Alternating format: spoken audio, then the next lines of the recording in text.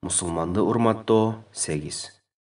Абу Саид Худри радиаллаху анхудан риваят.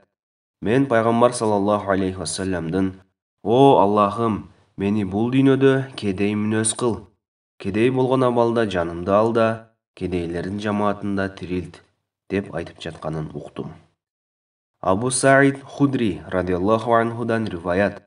Мен пайгамбар саллаллаху алейхи вассаламдын: "О Аллахым, мени бул дүйнөдө кедей мүнөз кыл. Кедей болгон абалда жанымды ал да, кедейлердин жамаатында тирилт" деп айтып жатканын уктум. Абу Саид Худри радиаллаху анхудан риваят. Мен пайгамбар саллаллаху алейхи вассаламдын: "О Аллахым, мени бул дүйнөдө кедей мүнөз кыл.